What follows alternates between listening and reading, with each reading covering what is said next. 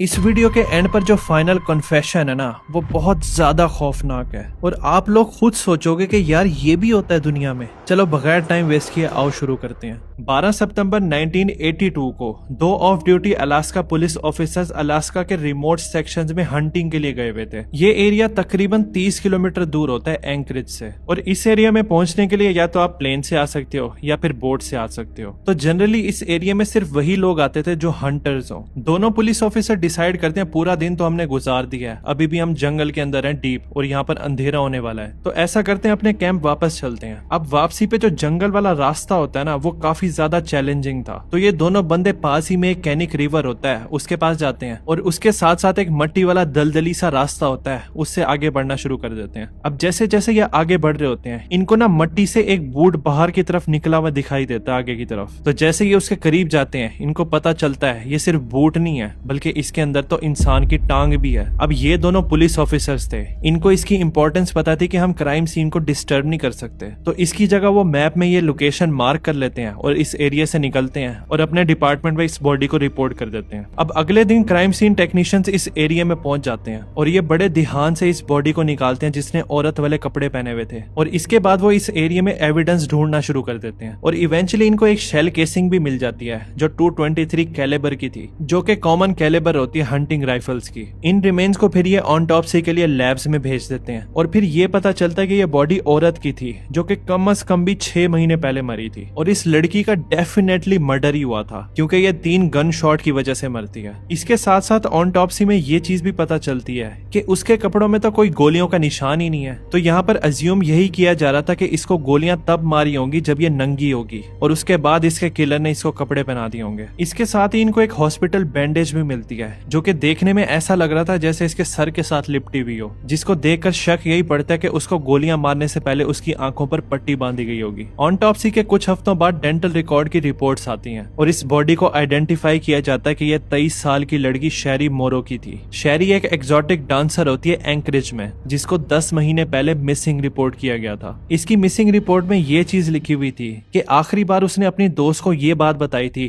कि मुझे ना एक फोटोशूट के लिए ऑफर हुई है प्रोफेशनल फोटोग्राफर की, वो मुझे $300 देगा, और गायब होने से पहले वो इसी बंदे से मिलने गई थी। पुलिस को पूरा यकीन होता है शेरी का जो किलर है ना, वो यही सो कॉल्ड फोटोग्राफर है, लेकिन यहाँ पर उनके पास कोई एविडेंस नहीं होता कि वो इस बंदे को ढूंढ सके। मतलब कुछ भी नहीं था, बस उनके पास एक शेल केसिंग होती है, वो भी ऐसी राइफल की जो अलास्का में हंटर्स बहुत कॉमनली यूज करते थे, और अलास्का में बहुत सारे हंटर्स होते हैं। तो पुलिस मीडिया में रिपोर्ट करती है कि हमें शेरी की बॉडी मिली है, इस उम्मीद में कि कोई ना कोई तो सामने आएगा जिसके पास ज्यादा इंफॉर्मेशन होगी इस बारे में। जब पुलिस ये प्रेस कॉन्फ्रेंस कर रही थी ना, तो वहां पर एक रिपोर्टर होता है, वो सवाल करता है कि आपको क्या लगता है शेरी की जो मौत है वो कनेक्टेड है उन 2 अनसॉल्व डेथ से जो अलास्का के इसी एरिया में हुई थी। उसकी ना बात करने का मकसद ये था 2 साल पहले 2 और औरतों की बॉडीज मिलती हैं उसी एरिया में जिधर रफली शेरी की बॉडी मिली थी। इसमें से एक औरत तो बहुत ज्यादा डिकम्पोज हुई थी और उसको आइडेंटिफाई किया ही नहीं जा सका था, लेकिन ये चीज पता चलती है कि वो लेट टीन्स या अर्ली 20s की लड़की थी। जो दूसरी लड़की होती है ना, वो आइडेंटिफाई हो जाती है, वो 24 साल की लड़की थी जोएन मसीना।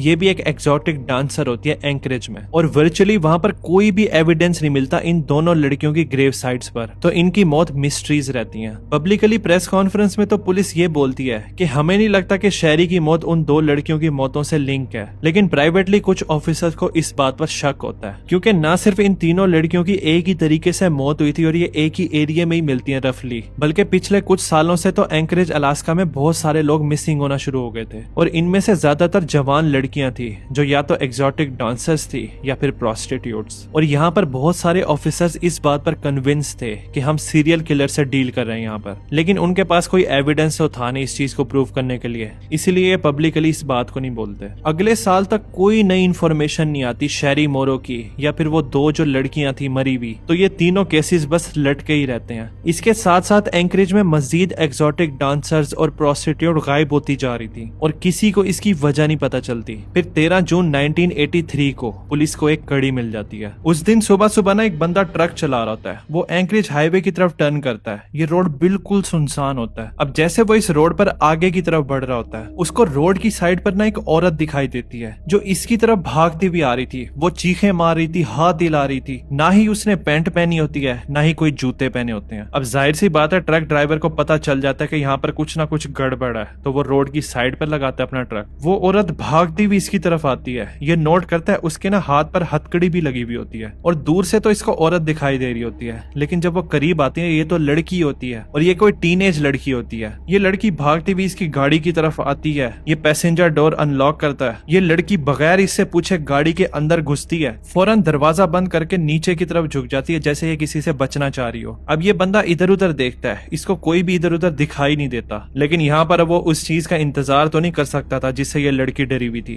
तो ये बंदा अपना गट डिसीजन लेता है और सीधा इस लड़की को यहाँ से दूर ले जाता है। ये गाड़ी भगाता हुआ यहाँ से निकलता है और ये लड़की जो पीछे छुपी हुई थी ये बड़ी सहमी हुई होती है और ये इस बंदे को बता ही नहीं पा रही थी कि इसके साथ हुआ क्या है। वो बस इसको कहती है प्लीज मुझे करीब के मोटेल में ड्रॉप कर दो। ये बंदा उससे कोई भी सवाल नहीं करता, वो इसको मोटेल में ड्रॉप करता है और फिर यहाँ से चला जाता है। लड़की यहाँ से भागती हुई सीधा कमरे में जाती है। अब जो इस मोटेल के रिसेप्शनिस्ट होते हैं वो देखते हैं कि भाई ये लड़की भागती हुई आ रही है, इसने पैंट भी नहीं पहनी हुई, इसे के जूते भी नहीं है और हाथ पे हथकड़ी लगी हुई है, तो वो पुलिस को कॉल कर देते हैं। कुछ मिनटों बाद यहाँ पर पुलिस आ जाती है, वो इस लड़की के कमरे में जाते हैं, कमरे का दरवाजा बजाते हैं, लड़की दरवाजा खोलती है। जाहिर सी बात है वो बहुत ज्यादा डरी हुई होती है। ये पुलिस को अंदर बुलाती है और कहती है मेरा नाम सिंडी पॉल्सन है और ये सिर्फ 17 साल की लड़की होती है। पुलिस को पता चल जाता है ये लड़की बहुत ज्यादा डरी हुई है और ये कोई थ्रेट नहीं है हमारे लिए, तो वो इसके हाथ की हथकड़ी खोल देते हैं और फिर ये इससे पूछते हैं कि तुम्हारे साथ क्या हुआ है। और फिर पुलिस ऑफिसर बताते हैं कि इसकी स्टोरी बहुत खौफनाक है, लेकिन वो इस चीज से हैरान नहीं होते कि ये स्टोरी कितनी ज्यादा डिस्टर्बिंग है, बल्कि वो इस चीज पर होते हैं कि ये कितनी ज्यादा बहादुर लड़की है और बिल्कुल कंपोज होती है जब वो ये सब बता रही थी। और ये है उस लड़की की स्टोरी। एक रात पहले सिंडी एंकरिज की सड़कों पर खड़ी होती है। ये ना एक प्रोस्टिट्यूट होती है, इसके पास एक गाड़ी आकर रुकती है। उसके अंदर दाढ़ी वाला कोई बंदा होता है जिसने ऐनक पहनी होती है। देखने में वो बड़ा पोलाइट और हार्मलेस सा लग रहा था। वो इसको चलने के लिए ऑफर करता है। अब इसको देखने में ये बंदा थ्रेट नहीं लग रहा था,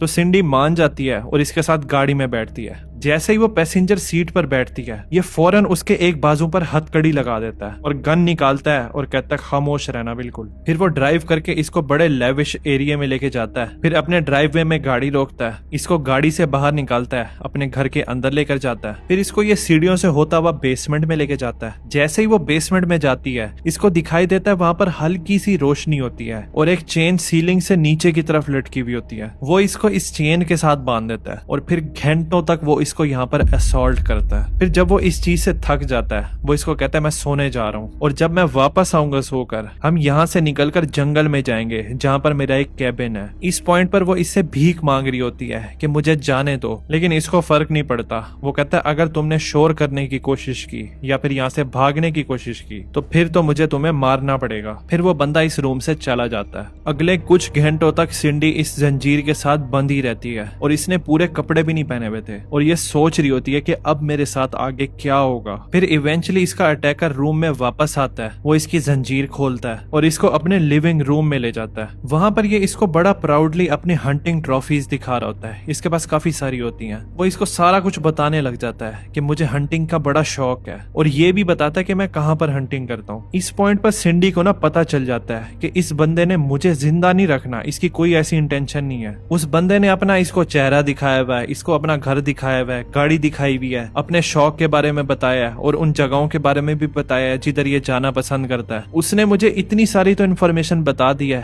अब तो मैं उसके लिए बहुत बड़ी लायबिलिटी हूँ। फिर उसको इस बात का एहसास होता है कि अगर मैं जल्दी यहाँ से ना निकली तो फिर मैं मारी जाऊंगी। फिर वो बंदा जब इसको ट्रॉफी का टूर देता है, अपने घर का टूर देता है, तो ये इसको वापस अपनी गाड़ी में डालता है और इसको ड्राइव करके करीब के एक छोटे से एयरपोर्ट में ले जाता है जहाँ पर उसका एक प्लेन होता है। वो हैंगर के बाहर अपनी गाड़ी रोकता है, इसको गाड़ी से बाहर निकालता है, फिर वो इसको इस प्लेन के अंदर डाल देता है। अब जैसे सिंडी इस प्लेन में बैठी हुई होती है वो देखती है ये बंदा गन पे गन इस प्लेन के अंदर रखता जा रहा है और काफी सारे बैग्स भी रखता है जो कि मिलिट्री सप्लाईज लग रहे थे। इसको पता चलता है यही मौका है, मुझे अभी भागना पड़ेगा क्योंकि अगर ये प्लेन टेक ऑफ हो गया फिर तो मैं गई। फिर एक पॉइंट पर जब ये बंदा अपनी गाड़ी से सामान निकालने के लिए जाता है उसकी तरफ, उस बंदे की ना बैग इसकी तरफ होती है। वो इस प्लेन के कॉकपिट से छलांग मारती है, जमीन पर गिरती है और यहाँ से दूर भाग भागना शुरू कर देती है। वो इस हैंगर से भागती हुई कॉर्नर की तरफ टर्न करती है और सामने जंगल की तरफ भागना शुरू कर देती है। फिर फौरन इसको अपने पीछे बंदे के भागने की, चीखने की आवाज सुनाई देती है। वो इसको कहता है मैं तुम्हें पकड़ लूंगा और मार दूंगा, लेकिन ये बंदी अपनी जान बचाकर भागती रहती है जंगल में और फिर ये भागती हुई उसी हाईवे की तरफ आ जाती है। वो पीछे की तरफ मुड़कर देखती है, वो बंदा अभी इसको फॉलो नहीं कर रहा होता। ये वही पॉइंट होता है जब ये हाईवे पर आती है, उस बंदे को इशारा करती है जो ट्रक पर आ रहा होता है, वही सेम बंदा जो इसको मोटेल में ड्रॉप करता है बाद में। पुलिस बड़ा शॉक होती है उसकी ये स्टोरी सुनकर, उनको यकीन ही नहीं आ रहा होता, लेकिन क्योंकि ये जेन्युइनली डरी हुई थी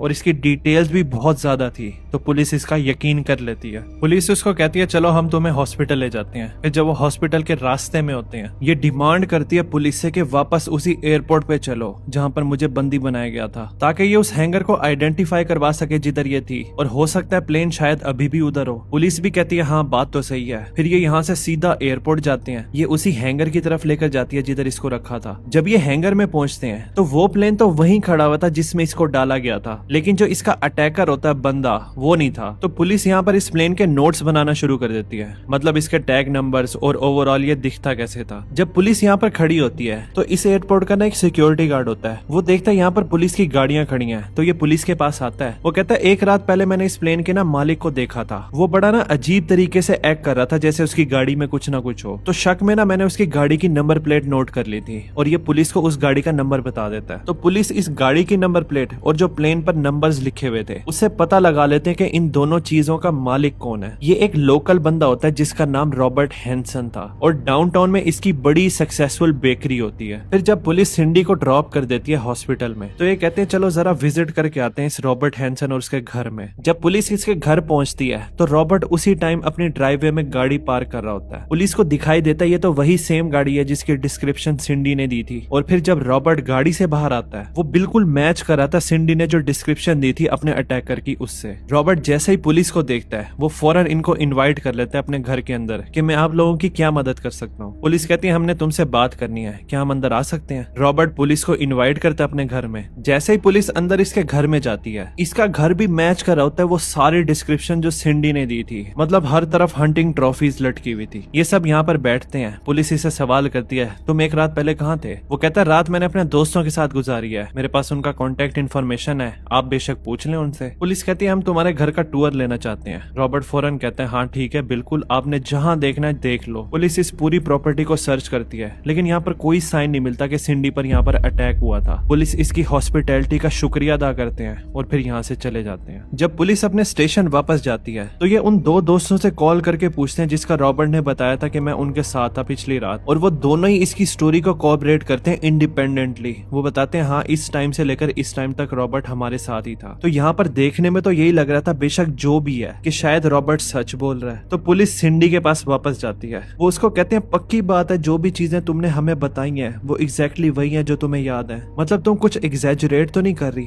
बिल्कुल सच है ये बात। सिंडी कहती है हाँ तो जाहिर सी बात है मैं सच ही बता रही हूँ। पुलिस कहती है अच्छा ठीक है, क्या तुम लाई डिटेक्टर टेस्ट लेने के लिए तैयार हो ये प्रूफ करने के लिए कि तुम सच बोल रही हो। लेकिन सिंडी कहती है नहीं। अब यहाँ पर ये चीज क्लियर नहीं है कि इसने ना क्यों बोली थी, शायद हो सकता है इसको पुलिस पे भरोसा ना हो, लेकिन जो भी था जैसे ये ना बोलती है तो पुलिस की नजर में अब इसकी स्टोरी पर डाउट होना शुरू हो गया था। और फिर जब सिंडी को पता चलता है कि पुलिस अब मेरा यकीन नहीं करेगी वो कहती है दफा करो, इस टाउन से ही वो चली जाती है। और फिर इसके और रॉबर्ट हैंसन के केस को सब भूल ही जाते हैं। लेकिन 3 महीने बाद 2 सितंबर को ये सारा कुछ चेंज हो जाता है। उस दिन कंस्ट्रक्शन क्रू कोई मेंटेनेंस का काम कर रहे होते हैं बैक कंट्री रोड पर, और ये एरिया ज्यादा दूर नहीं था उस जगह से जिधर उन तीनों औरतों की डेड बॉडीज मिली थी। अब इनकी कोई मशीन खुदाई वाला काम कर रही होती है तो इनको ह्यूमन रिमेन्स मिलते हैं। यहाँ पर पुलिस को बुलाया जाता है, वो बाकी की बॉडी निकालते हैं। और शेरी मोरो के केस की तरह जब पुलिस एविडेंस इधर उधर देखती है तो उनको एक सिंगल शेल केसिंग मिलती है 223 कैलिबर राउंड की। इन रिमेन्स को ऑटोप्सी के लिए लैब में भेजा जाता है और पता ये चलता है एक लड़की की बॉडी है जिसको गोलियां मारकर मारा गया था। और डेंटल रिकॉर्ड की मदद से पता चलता है कि एक 17 साल की लड़की थी जिसका नाम पॉला गोल्डिंग था।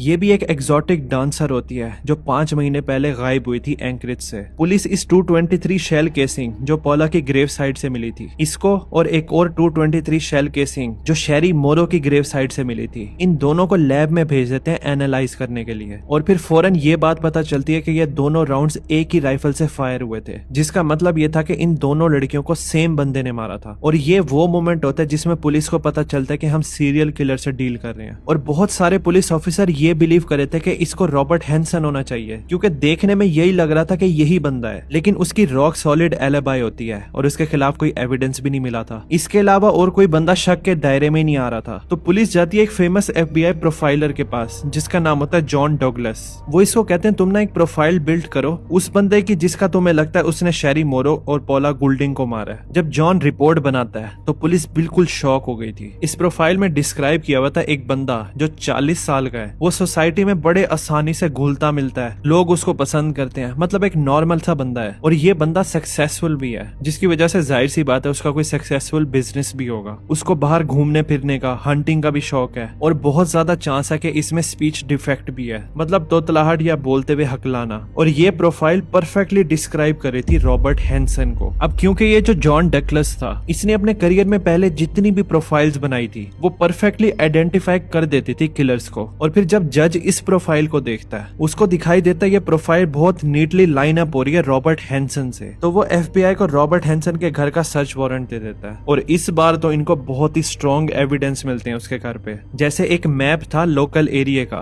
हंटिंग मैप होता है, उसके ऊपर 37 क्रॉस लगे हुए थे और इनमें से कुछ एक्सेस उस एरिया पर भी मैच हो रहे थे जिधर उन 4 औरतों की डेड बॉडीज मिली थी। इनको एक 223 कैलिबर राइफल भी मिलती है। इसके साथ ही एक बैग होता है जिसमें औरतों की ज्वेलरी थी और इसके अंदर एक नेकलेस भी होता है जो शेरी मोरो का था। अब जैसे FBI इसके घर से एविडेंस इकट्ठे करके बाहर अपनी गाड़ी में डाल रहे होते हैं, यहाँ पर एक नेबर होती है, वो ये सारा सीन देख रही थी। वो एक एजेंट के पास आती है, ये ना थोड़ी परेशान सी लग रही थी। वो कहती है मेरा ना शोहर रॉबर्ट का दोस्त है और रिसेंटली उसने रॉबर्ट के एलिबाई बनने का प्रिटेंड किया था। उसको कोई आइडिया नहीं था कि ये इतने बड़े मसले में फंसा हुआ है और मुझे भी नहीं पता था। मैं सिर्फ आप लोगों को ये बता रही हूँ कि मेरा शोहर झूठ बोल रहा है, वो उस रात रॉबर्ट के साथ था ही नहीं जिस रात उसने बोला था। अब ये बयान तो रॉबर्ट के ताबूत में आखिरी कील ठोक देता है, क्योंकि अब कोई उसका एलिबाई तो था नहीं तो वो छुप नहीं सकता था। तो जब पुलिस उसके पास जाती है और इतने सारे एविडेंस दिखाती है उसके खिलाफ, मतलब जो भी चीजें उसके घर से मिलती हैं और उसके पुराने एलिबाई का बयान, रॉबर्ट कहता है अच्छा ठीक है मैं कन्फेस करता हूँ। लेकिन यहाँ पर मेन चीज ये थी,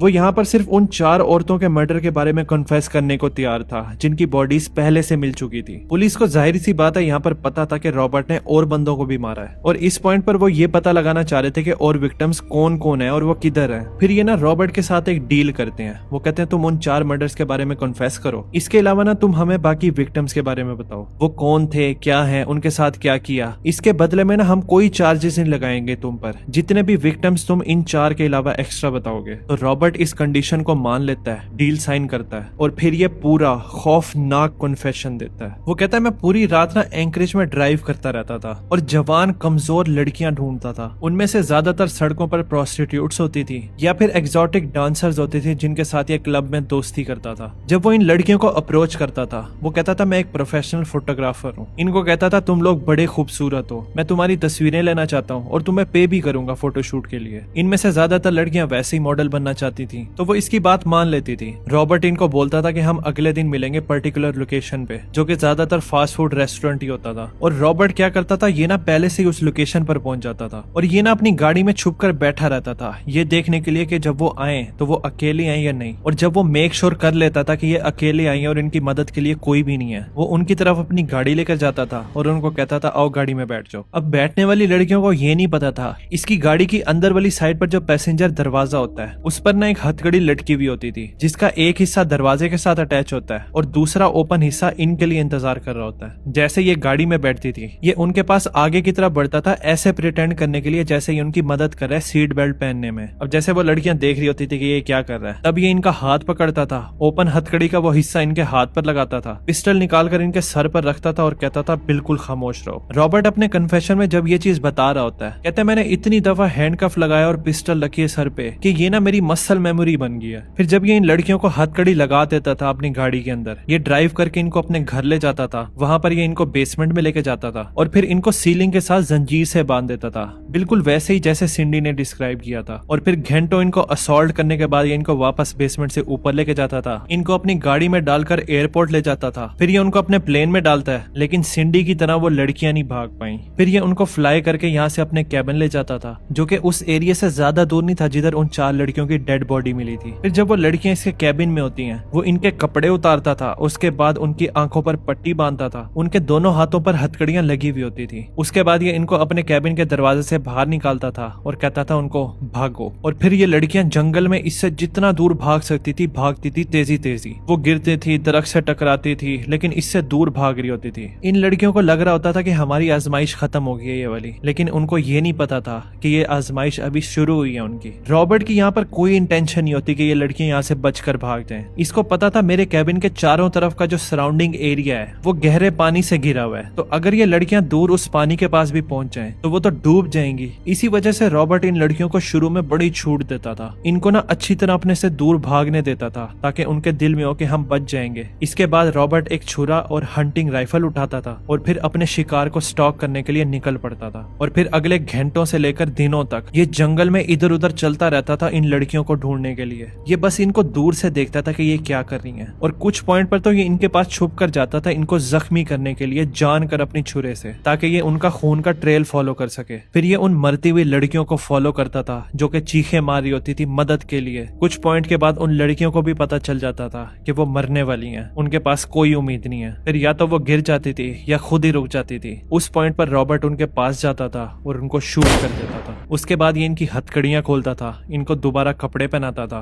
और इनको छोटी सी कब्र में दफना देता था। रॉबर्ट को ना लाइफ इन प्रिजन की सजा होती है बगैर पैरोल की पॉसिबिलिटी के। जेल में भेजने से पहले अथॉरिटीज इसको अपने साथ लेकर आती हैं ताकि ये बाकी ग्रेव साइट्स को आइडेंटिफाई करवा सके इस हंटिंग एरिया में। लेकिन ये उनके अलावा सिर्फ 8 और एडिशनल विक्टिम्स को आइडेंटिफाई करवा पाया था, क्योंकि जब ये इनके अलावा बाकी ग्रेव साइट्स पर जाते हैं या तो वहां पर रिमेन्स ही नहीं मिलते, मोस्ट लाइकली या तो जानवरों ने इस एरिया को खराब कर दिया होगा या फिर सिंपली वो भूल गया होगा कि वो किधर है, या ये मजीद इन्फॉर्मेशन नहीं शेयर करना चाह रहा होगा पुलिस के साथ। रॉबर्ट ये चीज कंफर्म नहीं करता वो जो मैप पर 37 एक्सेस लगे हुए थे क्या वो एक्चुअल में उसके विक्टिम की साइट थी जिधर उसने उनको दफनाया था, लेकिन इन्वेस्टिगेटर्स कहते हैं ये एग्जैक्टली वही होंगे। इनफैक्ट काफी लोग तो ये भी बिलीव करते हैं कि और भी मैप होंगे जिन पे मजीद एक्सेस बने हुए होंगे, लेकिन पुलिस यहाँ पर सिर्फ 17 विक्टिम्स को कंफर्म कर पाती है। अगर ज्यादा भी हुए तो इसके बारे में हमें नहीं पता चल सकेगा, क्योंकि 2014 में रॉबर्ट जेल में मर जाता है और वह सारे राज अपने साथ कब्र में ले जाता है।